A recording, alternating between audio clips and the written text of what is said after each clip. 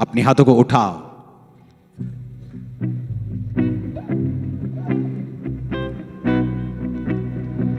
खुदा से कहो, आज मुझे पवित्र आत्मा से भरना है और एक ऐसा जीवन पाना है जो पूरी तरह से आत्मिक हो। फिर से कहो, प्रेज द लॉर्ड एवरीवन। मैं आपका स्वागत करता हूं हमारे एक और नए वीडियो में। आज के आत्मिक संदेश में आपका स्वागत है। आज का आत्मिक संदेश हम अपोस्टल यूसुफ अनको नरुला जी के द्वारा सुनेंगे। मेरे प्रियो, मेरा बिलीव है कि जब आप इस संदेश को सुनोगे तो आपके जीवन में परमेश्वर की बहुत ऐसे आशीषें आएंगी। आप जानोगे परमेश्वर की सच्ची बुलाहट को, आप जानोगे परमेश्वर के सच्चे छुटकारे को, आप अपने जीवन में परमेश्वर के छुटकारे को लेने पाओगे। आप अपने जीवन में बहुत ऐसे आशीष पाने पाओगे। मेरे प्रियो, जब हम लोग देखते हैं, जब हम लोग आत्मा में बढ़ते हैं, जब हम लोग आत्मिक वचनों को सुनते हैं, जब हम लोग आत्मिक चीज़ों को अपने अंदर एब्जॉर्ब करते हैं, मेरे प्रियो, जब हम आत्मिक चीज़ों को स्वीकार करते हैं, तब हम देखते हैं कि हमारा जीवन एक ब्लेस्ड जीवन बनता जाता है, हमारा जीवन एक आशीषित जीवन बनता जाता है। मेरा विश्वास है आप इस वचन को सुनने के द्वारा आपके जीवन में बड़े गहरे परमेश्वर आशीष देगा। हालेलुया। सो आइए बिना देरी किए हम इस वचन की ओर चलते हैं। Hallelujah, hallelujah. उत्पत्ति 30 उसमें एक इंसिडेंट हुआ, उसको मैं पढ़ता हूं। 31 आयत में लिखा है, उत्पत्ति 30, जेनेसिस 30 उसकी 31। उसने कहा, मैं तुझे क्या दूं? याकूब ने कहा, तू मुझे कुछ ना दे, मेरे लिए काम कर, मैं तेरी भेड़ बकरियों को चराऊंगा और उनकी रक्षा करूंगा। मैं आज तेरी सब भेड़ बकरियों के बीच होकर निकलूंगा और जो भेड़ बकरी चित्ती वाली चित्तकबरी, जो भेड़े काली, जो भेड़े चित्तकबरी चित्ती वाली हूं, उन्हें मैं अलग कर रखूंगा और मेरी मजदूरी में वे ही ठहरेंगी। जब आगे को मेरी मजदूरी की चर्चा तेरे सामने चले तो धर्म की यह साक्षी होगी कि बकरियों में से जो कोई ना चित्ती वाली ना चित्तकबरी हो और भेड़ों में से जो कोई काली ना हो, वो मेरे पास निकले तो चोरी की ठहरेंगी। तब लाबान ने कहा, तेरे कहने के अनुसार हो। और उसने उसी दिन धारी वाले और चित्तकबरे बकरों और सब चित्ती वाली और चित्तकबरी बकरियों और उनमें से जो कुछ जिनमें कुछ उजलापन था उनको और सब काली भेड़ों को अलग करके अपने पुत्रों के हाथ सौंप दिया। उसने अपने और याकूब के बीच में 3 दिन के मार्ग का अंतर ठहराया कि याकूब लाबान की भेड़ बकरियों को चराने लगा।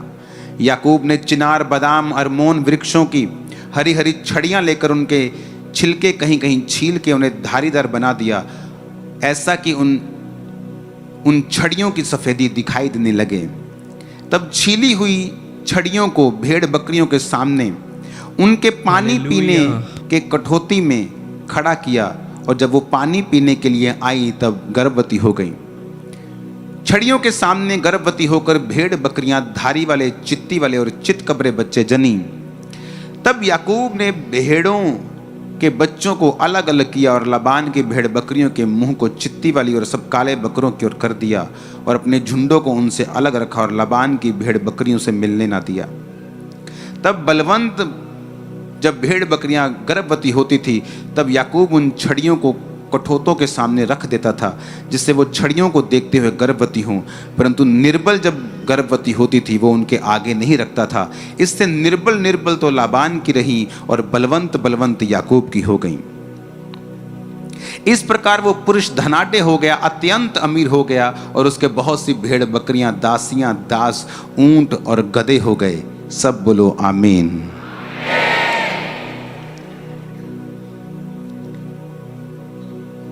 याकूब एक ऐसी सिचुएशन में है जहां पर उसे परमेश्वर का हाथ ही बचा सकता था।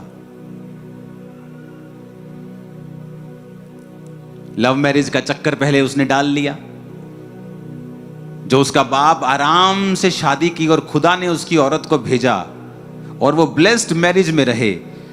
अपने बाप की गवाही को फॉलो ना करके लव मैरिज को लाइन को फॉलो करने लगा और 7 साल अपनी वाइफ के लिए सेवा की। जब 7 साल बाद भी उसकी बड़ी बहन उसको मिली और 7 साल फिर उसने अपनी वाइफ के लिए फिर सेवा की और फिर जब जाने लगा तो 7 साल भेड़ बकरियों को फिर चराया और फिर अभी भी उसका जो ससुर था उसको जाने नहीं देना चाहता था। अगर वो जाता तो उसकी फैमिली टूटती, उसकी वाइफ्स मानती चाहे ना मानती, उसे कुछ पता नहीं था। एक ऐसी सिचुएशन की याकूब कुछ नहीं कर सकता था, हेल्पलेस था वो, बिल्कुल हेल्पलेस कि इसमें मैं कुछ नहीं कर सकता हूं, प्रभु ही कर सकता है। और बाइबल कहती है कि उसने जब कहा कि अभी तुझे भेड़ बकरियों के लिए तू मेरी सेवा कर, भेड़ बकरियों को चरा, क्योंकि तेरे चराने से वो बहुत ज्यादा बढ़ गई हैं। क्योंकि वो धर्मी था, और जब धर्मी को आप किसी काम को देते हो तो निशानी होती वो काम फलवंत होता है। जहां एक करप्ट आदमी, जहां एक व्यभिचारी आदमी को आप कोई काम दोगे वो काम कभी फलवंत नहीं होगा। लेकिन एक धर्मी को जब आप कोई काम देते हो, चाहे वो आपके किसी भी एरिया में क्यों ना हो, चाहे वो स्पिरिचुअल एरिया हो, फाइनेंशियल एरिया हो, एडमिनिस्ट्रेशन हो, आपको हमेशा जो स्पिरिचुअल लोग हैं जो परमेश्वर की भाषा को समझते हैं आपको ज्यादा कामयाब मिलेंगे। अब यहां पर वो फंस चुका है और उसने, बाइबल कहती है, उसने, परमेश्वर ने उसको एक दर्शन दिया, एक विजन दिया, और उस विजन के मुताबिक उसने अपने ससुर से बात की कि ठीक है, मैं तेरी भेड़ बकरियों को चराने के लिए तैयार हूं, लेकिन एक शर्त के ऊपर। अपने पड़ोसी को बोलो, परमेश्वर असंभव काम को करेगा। आमीन। अब उसने कहा एक ऐसा काम करते हैं हम लोग, हम 2 झुंड बना लेते हैं, 2 झुंड कर लेते हैं, एक इधर वाला झुंड और एक इधर वाला झुंड। कहता तू आज इन सब बकरियों में घूम, इन सब भेड़ों में घूम, और जो जो भेड़ तुझे लाइनों वाली दिखाई देती है, लाइनों वाली भेड़, चितकबरी, काली, कहता वो सारी निकाल ले, सारी अलग कर दे इनसे। मतलब भूरी भूरी रह गई, काली भी निकाल ले, चितकबरी निकाल ले, डॉटेड निकाल ले, लाइनों वाली निकाल ले, ये सारा जो मसालेदार माल है ना सारा निकाल ले तू। मेरे को सिंपल सिंपल दे दे, भूरी दे दे, चिट्टी दे दे,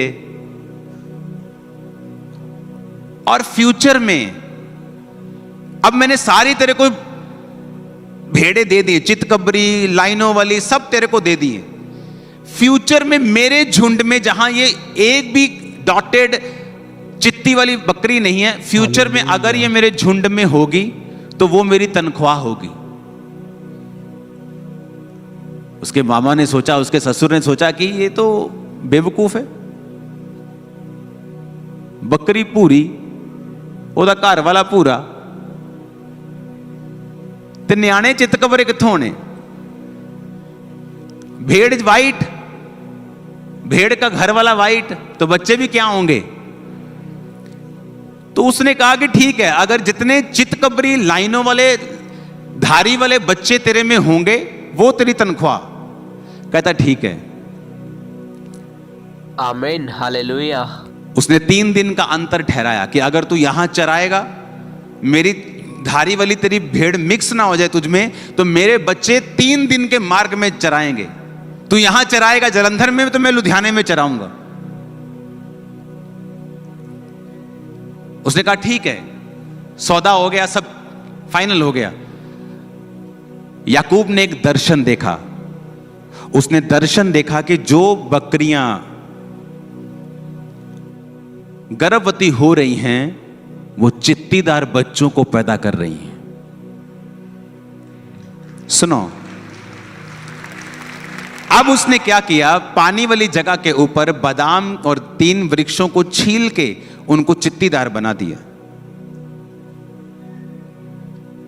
और जब बाइबल कहती है कि जब कोई मजबूत भेड़, जब कोई बलवंत भेड़ गर्भवती होती थी, तो वो पानी पीने उनको वहां लेके आता था जहां बादाम की और सब पेड़ों की छड़ियां छीली हुई हैं। जब कमजोर गर्भवती होती थी वो उनको छड़ियों को उनके सामने नहीं रखता था।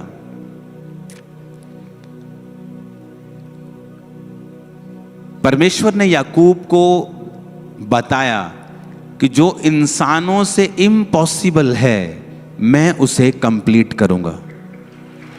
सुनो, अब जब मजबूत गर्भवती होती थी तो उनको वो सामने रखता था, और वो जब बच्चे पैदा करती थी वो धारी वाले होते थे, उनका डीएनए चेंज होता था।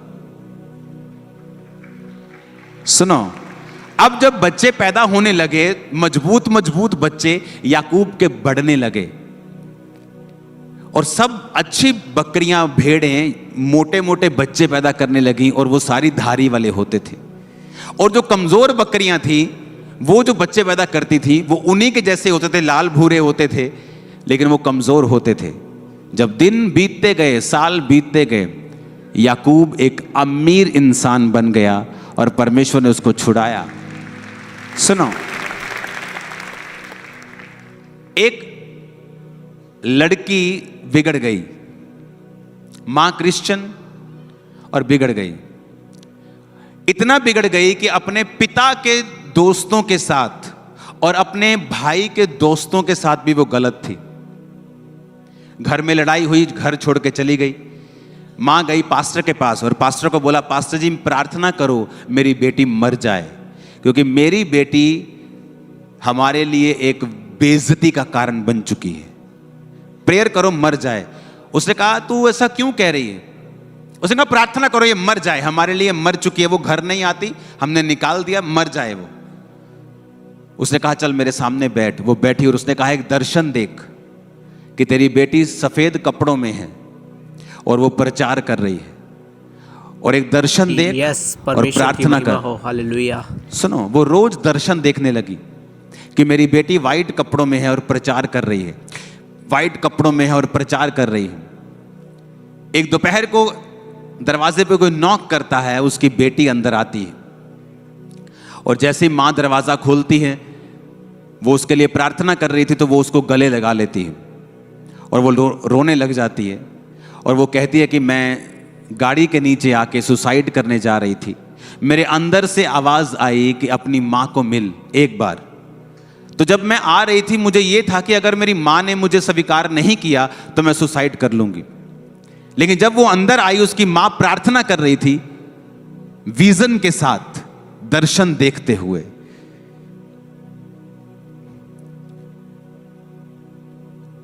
आपको जो चाहिए फ्यूचर में, अपने दर्शन को फिट कर लो, और जब आप प्रार्थना में बैठते हो परमेश्वर को बोलो प्रभु ऐसा होने दे जो मैं देख रहा हूं।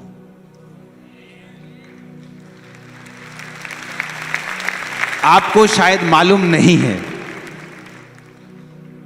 ऐसा करने की पावर ऑलरेडी आपके अंदर है। ऑलरेडी ये पावर ऑलरेडी आपके अंदर है ऑलरेडी।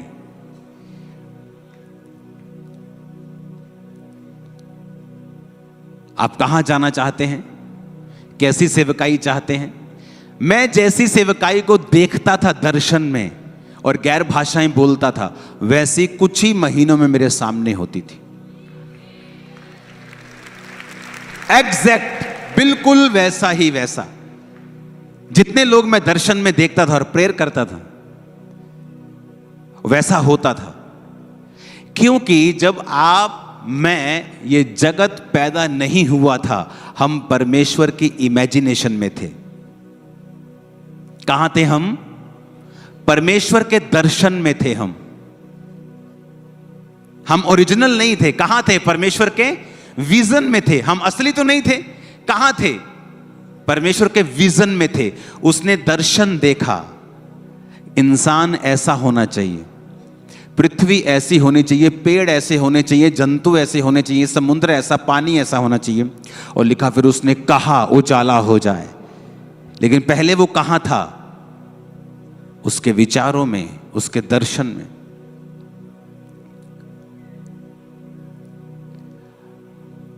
आप चाहते हैं आप हेल्दी रहें, आप चाहते हैं कि आपकी लाइफ में मिरेकल हो, दर्शन देखो, विजन देखो। आपके पास बेबी नहीं है, विजन देखो कि आप बेबी को खिला रहे हैं, बेबी आपके पास है, आप प्रेयर कर रहे हैं, आप गैर भाषा बोल रहे हैं, आप विजन देख रहे हैं। उसने कहा तू अपने कामों को यहोवा पर डाल दे, वो तेरी कल्पनाओं को क्या करेगा? सिद्ध करेगा। तेरी कल्पनाएं, तेरी कल्पनाएं, तेरी इमेजिनेशन। यानी एक क्रिश्चियन व्यक्ति के पास पावर है अपनी इमेजिनेशन को रियलिटी में बदलने के लिए, और वहां पे सेंस नहीं चलती। अब सेंस क्या है? ब्राउन गोट है, ब्राउन ही उसका हस्बैंड है, और बेबी चित्ती वाले पैदा हो रहे, धारी वाले पैदा हो रहे, चितकबरे पैदा हो रहे। पहले तो उसके ससुर से बेवकूफ है। अब भेड़ वाइट है, सब वाइट हैं, तो बच्चे कैसे काले चिट्टे पैदा हो जाएंगे? लेकिन उसने कुछ देखा था।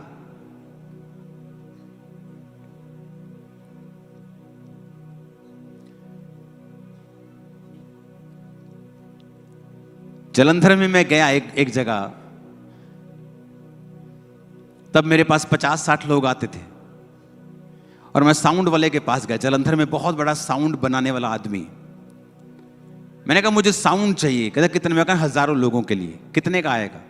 इतने लाख का। मैंने कहा अगर लोग इतने हो जाएं तो साउंड कैसे चलाते हो तुम लोग? ऐसे चलाते हैं। आपके पास कितने लोग आते हैं? मैं 50 लोग आते हैं। आप लाखों के बारे में क्यों पूछ रहे हो? क्योंकि वो कहां थे? यहां इमेजिनेशन में। और मुझे अंदर से मालूम था कि ये होगा, इस वचन को ऐसा होगा। अपने कामों को यहोवा पर डाल दो, तुम्हारी कल्पनाएं। अब उसने बैरियर नहीं लगाया कि बेटा 50,000 से ज्यादा कल्पना मत करना। कहा उसने मुझसे कहा कि 2 लाख से ज्यादा चर्च की कल्पना मत करना? नहीं कहा। हम परमेश्वर के बच्चे होने के बावजूद भी अपनी कल्पनाओं और इमेजिनेशन को बड़ा नहीं करते हैं। हम बड़ा नहीं सोचते हैं, बड़ी सोच के मुताबिक प्रार्थना नहीं करते हैं। उसने इम्पॉसिबल किया, देखो। और उन भेड़ों के सामने उसने छील के रख दी छड़ियां। जब वो देखती गई वैसा ही होता गया। इमेजिन करो आप क्या हुआ होगा उस समय कि पवित्र आत्मा ने कैसे जो भेड़ें उन छड़ियों को देखती रही होंगी, अंदर परमेश्वर ने डीएनए चेंज कर दिया। देखो, सोचो, आज की साइंस के पास पावर नहीं है ऐसा करने की। अगर वो एक आध के साथ करेंगे तो मिलियन डॉलर लगता है 2000 की भेड़ में। हालेलुया। आपने यहाँ तक वचन सुना, ये बहुत अच्छी बात है। आप यहाँ तक वीडियो में रुके रहे, वचन को सुनते रहे, ये बहुत आत्मिक बात है मेरे प्रियो। इससे आगे भी आप और ज़्यादा गहरे भेदों को, परमेश्वर के गहरे भेदों को समझने पाओगे। आप और ज़्यादा अपने जीवन में खुदाबंद की आशीष से लेने पाओगे। आप ऐसे ही रेगुलर इस वीडियो को वॉच करते रहें, क्योंकि इसके आखिरी में आपको बहुत ज़्यादा परमेश्वर के आत्मा से भरे हुए वचन मिलने पाएंगे। हालेलुया।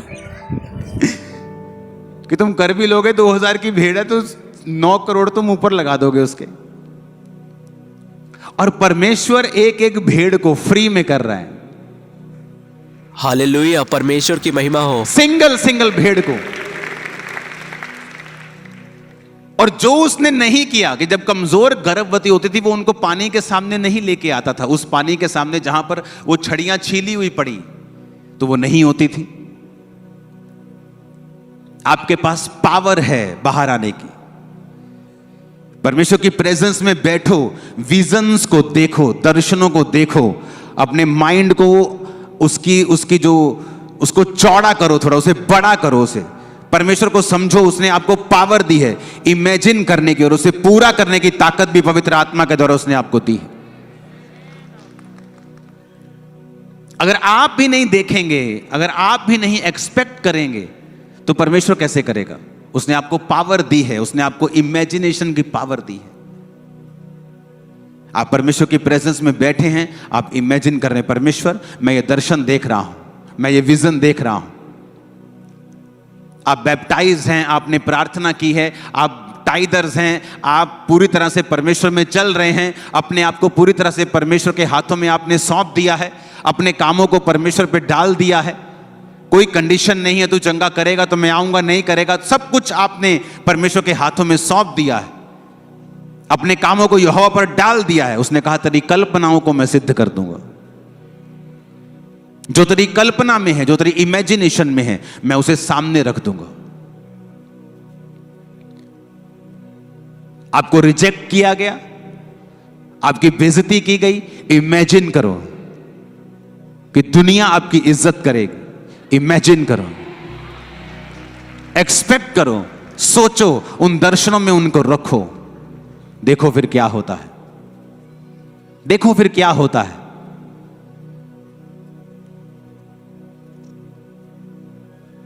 हालेलुया। इमेजिन किया, कर्म भी किया, इमेजिन किया, कर्म भी किया।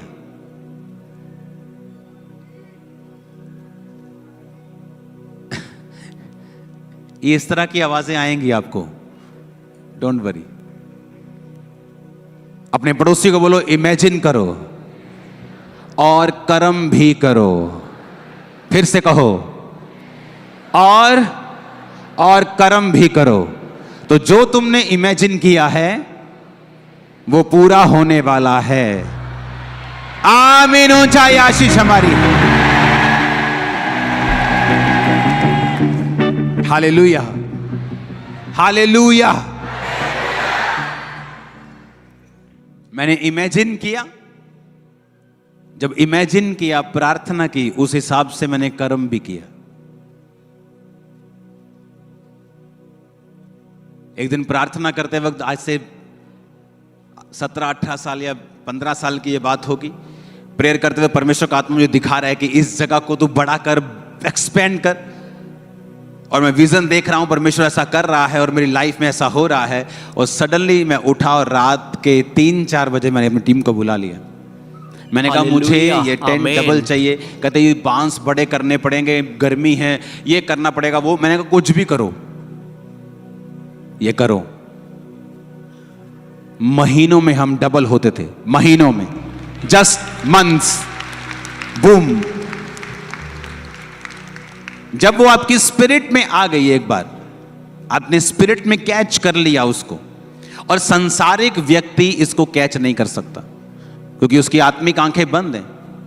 आप बहुत टीवी देखते हैं, आप बहुत ज़्यादा मोबाइल के साथ जुड़े हुए हैं, आप माफ़ नहीं कर सकते, आप लोगों की बातें करते हैं, आप बहुत चुगलीखोर हैं। परमेश्वर आपको इमेजिनेशन नहीं देता, वो आपको देता ही नहीं है। वो चीज़ आपकी स्पिरिट में आती नहीं है। आप पाप में हैं, आप व्यभिचार में हैं, वो आपको खोलता ही नहीं है। वो उस जगह आपको पहुंचने ही नहीं देता है।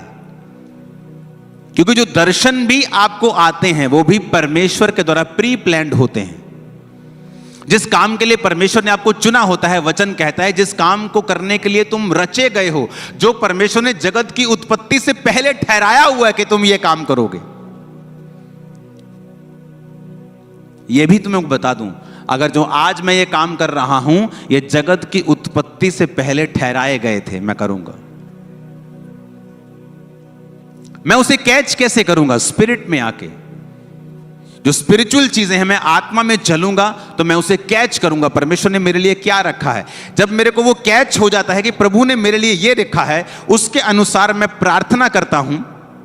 प्रार्थना करने के बाद उसके अनुसार कदमों को उठाता हूं और रियलिटी मेरे सामने होती है। आप एक बिजनेस की आशीष मांग रहे हैं, फाइनेंशियल आशीष मांग रहे हैं, अपनी चर्च की बढ़ोतरी मांग रहे हैं, प्रभु आपको दर्शन देता है, लेकिन आपका बोना 0 है, वो दर्शन कामयाब नहीं होगा। आपकी प्रेयर लाइफ कम है, आप नहीं उन चीजों को पा पाएंगे। क्योंकि उन दर्शनों को हासिल करने के बाद आपको प्रैक्टिकल कदम उठाने होते हैं कि वो दर्शन पूरे हो सकें।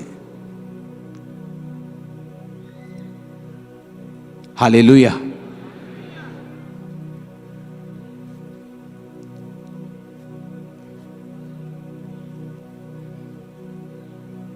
अपने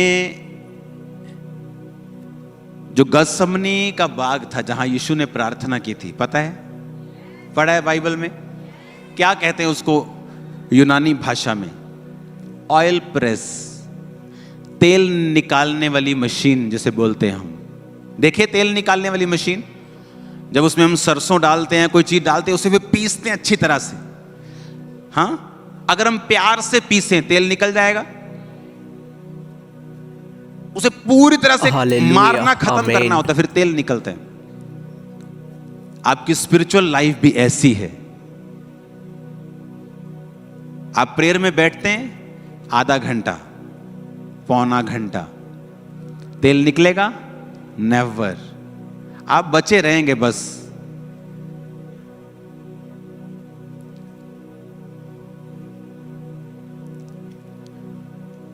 मैं अपने स्पिरिचुअल फादर के पास, उन्होंने कहा तुझे आज डिसाइपल के साथ जाना है और प्रेयर करनी है।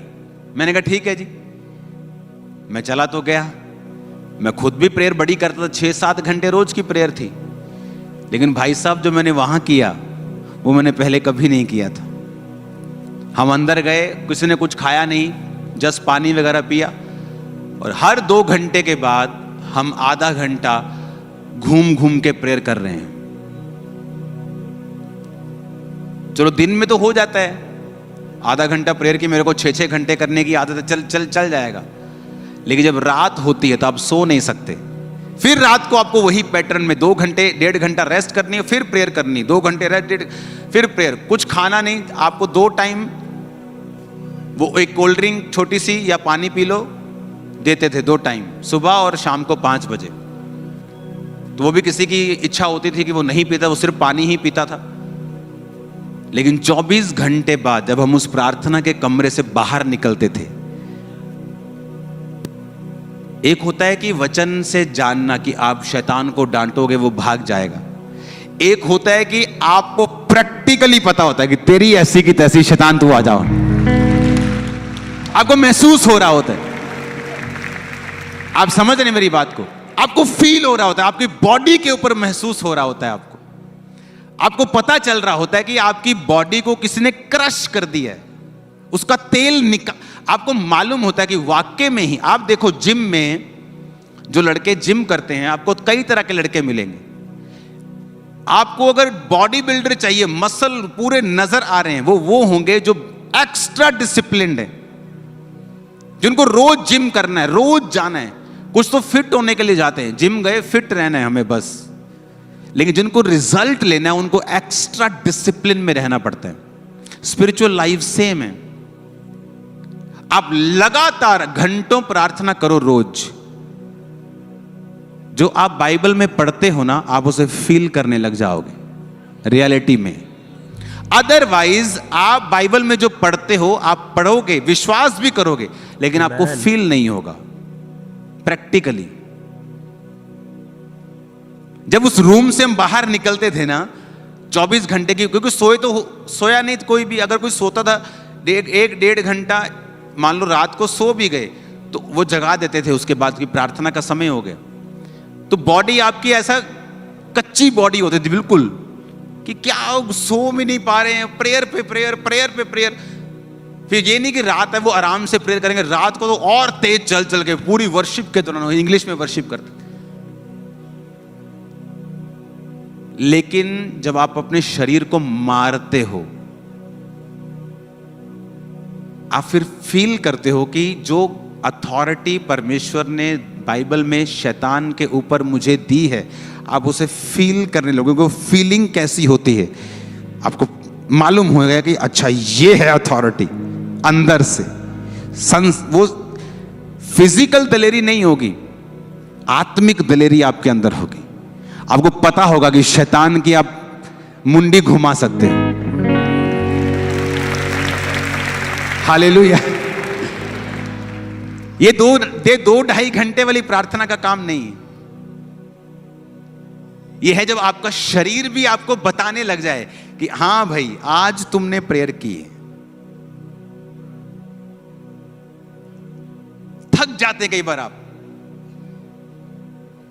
क्या मैं फ्लाइट में होता हूं 9 घंटे वर्शिप, थक गया, मैं सीरियसली कह रहा हूं, मैं थक गया। 9 घंटे लगातार वर्शिप प्रेयर गाने। कितनी बार मैंने वो कान वाला रिचार्ज कर, मैं कभी भी एयरपोर्ट यूज नहीं करता हूं, जो कानों में लगते हैं, एयरपोर्ट ही बोलते हैं, एयरपोर्ट जो भी, कभी मैं यूज नहीं करता हूं कानों को बचा के, क्योंकि यहां भी साउंड सुनना होता है मुझे। लेकिन सिर्फ प्लेन में उसे मैं यूज करता हूं, जब भी प्लेन में होता हूं मुझे यूज करना पड़ता है। 9 घंटे। लेकिन जब आप अगले दिन संडे चर्च में आते हैं, आपको बोलने की जरूरत नहीं। हालेलुया। तो क्रिश्चियनिटी जो है वो प्रैक्टिकल है। आपको पता है कि शैतान है, आपको पता है परमेश्वर बीमारियों को चंगा करता है, लेकिन अगर आप प्रैक्टिकल देखना चाहते हो, आपको वैसी लाइफ अपनानी पड़ेगी। शैतान आपको तंग करता है, बैठ जाओ रोज 6 घंटे प्रेयर में, बैठो रोज, अपने शरीर को तोड़ो जरा प्रार्थना में, घुटनों पे बैठ के करो प्रेयर, छोड़ो संसारिक चीजों को, प्रार्थना में लग जाओ। मैं आपको बता रहा हूं, आप इतने स्पिरिचुअली गर्म हो जाएंगे कि उस मक्खी का आपके ऊपर बैठना पॉसिबल नहीं होगा। क्यों बैठा वो आपके ऊपर? जब बर्नल ठंडा है तो मक्खी बैठेगी, जब गैस खत्म कर दी, गैस बंद कर दी, मक्खी बैठेगी। आप उसे गर्म कर दो, मक्खी की औकात नहीं है बैठने की। आप स्पिरिचुअल लाइफ में गर्म हो जाओ, पाप को साइड पे कर दो, प्रार्थना करनी शुरू कर दो, आग में भरना शुरू। कितनी देर तक रहेगा? शैतान नहीं रह सकता गर्म आदमियों में, नहीं रह सकता, वो रह ही नहीं सकता। आपकी प्रेयर भी 0 है, आपकी प्रार्थना 30 मिनट की है, आपकी प्रेयर 1 घंटा भी नहीं है। आपको लड़ना शैतान से, वो शैतान जो 40 साल से आपका पीछा कर रहा है, जो सदियों से आपके पीछे चल रहा है, जो परिवार से आपके पीछे चल रहा है, आपको उसको हराना है 30 मिनट की प्रेयर से। आपकी प्रार्थना चाहे 30 मिनट की भी ना हो, शैतान आप पे अटैक नहीं कर सकता। लेकिन मैं उन लोगों की बात कर रहा हूं जो इससे ऑलरेडी जूझ रहे हैं। मेरी बात समझ रहे हो कि नहीं? जो इस बीमारी से, शैतानी आत्मा से जूझ रहे हैं। आप जब प्रार्थना करनी शुरू कर देते हैं, सडनली ये सारे बिब्लिकल वायदे आपके सामने जीवित होने लग जाते हैं।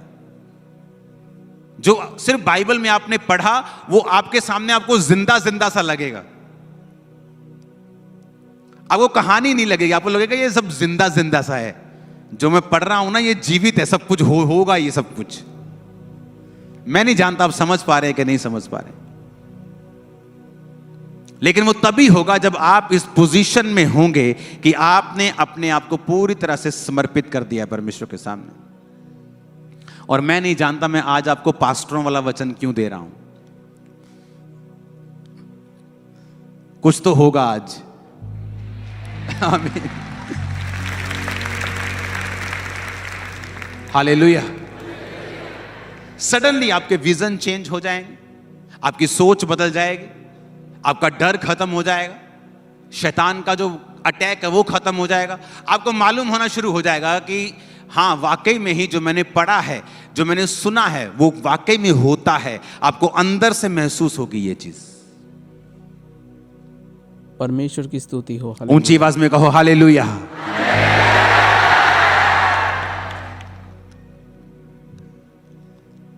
आमीन।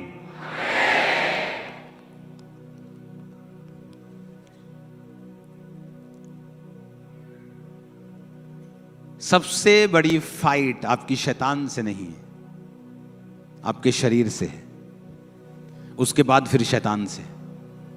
जिस दिन आपने शरीर वाली फाइट जीत ली, आप शैतान वाली उसी दिन जीत जाओगे। ये फाइट शरीर से है आपकी। जब शरीर जीत लिया, शैतान को पता है ये आदमी बिना शरीर को जीते मुझे कमांड कर रहा है। उसे पता है आपकी स्पिरिचुअल लाइफ क्या है। जिस दिन आप शरीर जीत लोगे, शैतान को जीत लोगे। वो आपको निकम्मा लगेगा, छोटा लगेगा, बौना लगेगा। हालेलुया।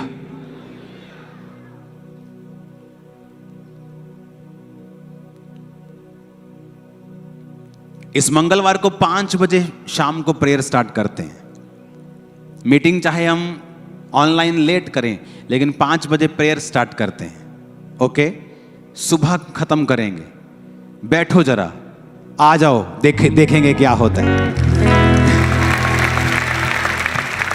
आमीन। आपको मालूम होगा प्रैक्टिकली, अच्छा जीवित लगेगा आपको सारा माहौल। अब वही दिक्कत आपको डर नहीं लगेगा, वही समस्या आपको डर नहीं लगेगा, क्योंकि आपने प्रेयर लाइफ को इंप्रूव किया है। अपने हाथों को उठाओ।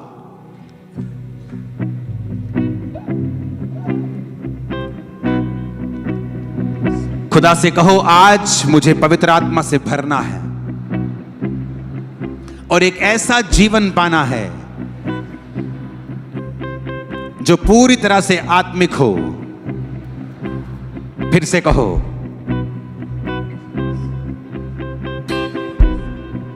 हालेलुया, आमेन। प्रभु का धन्यवाद हो, आप लोगों ने इस वचन को यहाँ तक सुना, आप लोगों ने इस वीडियो को यहाँ तक पूरा वॉच किया। Thank you. मैं आप सबका धन्यवाद करता हूँ और मैं विश्वास करता हूँ कि आपने इस वचन के द्वारा बहुत ऐसे आशीषें पाई होंगी। आपके जीवन में इस वचन के द्वारा एक नया बदलाव आया होगा। हालेलुया। सो मैं चाहता हूँ आप लोग इस वचन को, इस वीडियो को एक व्यक्ति के साथ जरूर शेयर करें, ताकि उसके जीवन में भी खुदावंद की आशीषें, खुदावंद का अनुग्रह उसके जीवन में भी ठहर जाए। हालेलुया। मैं चाहता हूँ, आइए हम सब लोग इस वीडियो को एंड करने से पहले एक छोटी सी प्रार्थना में चलते हैं। हालेलुया। मेरे महान यहोवा परमेश्वर प्रभु यीशु मसीह, मैं प्रार्थना करता हूँ खुदावंद इस भाई, इस बहन के लिए जो मुझे इस टाइम पे देख रहा है प्रभु, सुन रहा है प्रभु, जिसने इस वचन के द्वारा जो आशीषें पाई हैं प्रभु, जो सुना है, इसके जीवन में वो पूरा होने पाए। प्रभु परमेश्वर, इस भाई के, इस बहन के जीवन में तेरी आशीषें, तेरा अनुग्रह, तेरी सामर्थ ठहर जाए। इस प्रार्थना को हम यीशु मसीह के नाम में मांगते हैं, आमीन। अगर आपने इस प्रार्थना को रिसीव किया है, कमेंट में आमीन लिखिए और अपनी राय लिखिए। आप सबको जय मसीह की।